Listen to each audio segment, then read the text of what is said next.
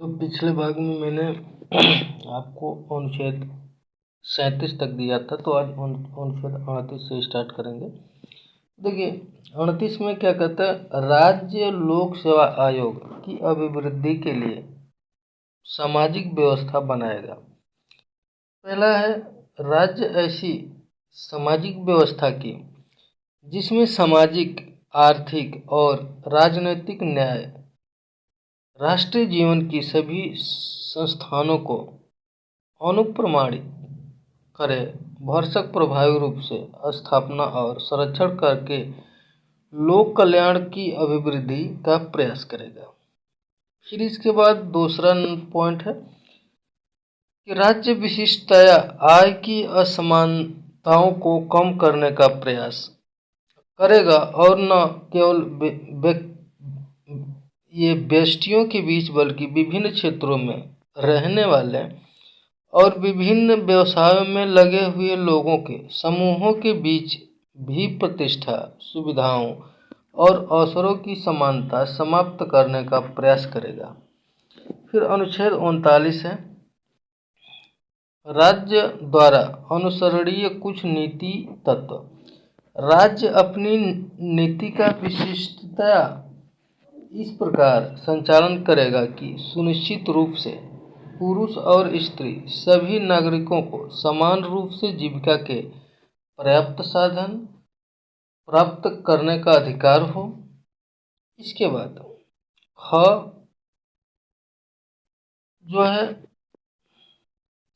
समुदाय के भौतिक संसाधनों का स्वामित्व और नियंत्रण इस प्रकार बटा हो जिससे सामूहिक हित का सर्वोत्तम रूप से साधन हो। ग है, आर्थिक व्यवस्था इस प्रकार चले जिससे धन और उत्पादन साधनों का सर्वसाधारण के लिए अहितकारी संकेंद्रण न हो। फिर घ है, पुरुषों और स्त्रियों दोनों का समान कार्य के लिए समान वेतन हो।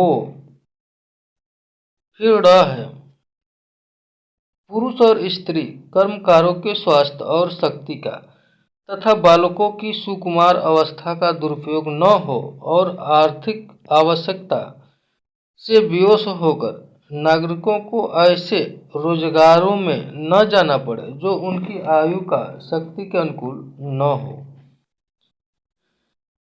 फिर इसके बाद च है, बालकों के स्वतंत्र और गरिमामय वातावरण में स्वस्थ विकास के अवसर और सुविधाएं दी जाएं और बालकों और अल्पवय व्यक्तियों की शोषण से तथा नैतिक और आर्थिक परित्याग से रक्षा की जाए। फिर 39 का है, समान न्याय और निःशुल्क विधिक सहायता। राज्य यह सुनिश्चित करेगा कि विधिक तंत्र इस प्रकार काम करे कि समान अवसर के आधार पर न्याय सुलभ हो और वह विशिष्टतया यह सुनिश्चित करने के लिए कि आर्थिक या किसी अन्य निर्योग्यता के कारण कोई नागरिक न्याय प्राप्त करने के अवसर से वंचित न रह जाए, उपयुक्त विधान या स्कीम द्वारा किसी अन्य रीति से न शुल्क विविध यानी निःशुल्क विधिक सहायता की व्यवस्था करेगा। इसके बाद अनुच्छेद 40 आता है जिसमें ग्राम पंचायतों का गठन है। तो ये राज्य ग्राम पंचायतों का संगठन करने के लिए कदम उठाएगा और उनको ऐसी शक्तियाँ और प्राधिकार प्रदान करेगा जो उन्हें स्वायत्त शासन की इकाइयों के रूप में कार्य करने योग्य बनाने के लिए आवश्यक हो। इसके बाद 41, कुछ दशाओं में काम, शिक्षा और लोक सहायता पाने का अधिकार। राज्य अपनी आर्थिक सामर्थ्य और विकास की सीमाओं के भीतर काम पाने के, शिक्षा पाने के और बेकारी, बुढ़ापा, बीमारी और निःशक्तता तथा अन्य अनर्हत भाव जो है की दशाओं में लोक सहायता पाने के अधिकार को प्राप्त कराने का प्रभावी उपबंध करेगा। 42 नंबर अनुच्छेद है। इसमें क्या बताया गया है? काम की न्याय संगत और मानवोचित दशाओं का तथा प्रसूति सहायता का उपबंध। राज्य काम की न्याय संगत और मानवोचित दशाओं का सुनिश्चित करने के लिए और प्रसूति सहायता के लिए उपबंध करेगा। फिर आपका 43 कर्मकारों के लिए निर्वाह मजदूरी आदि।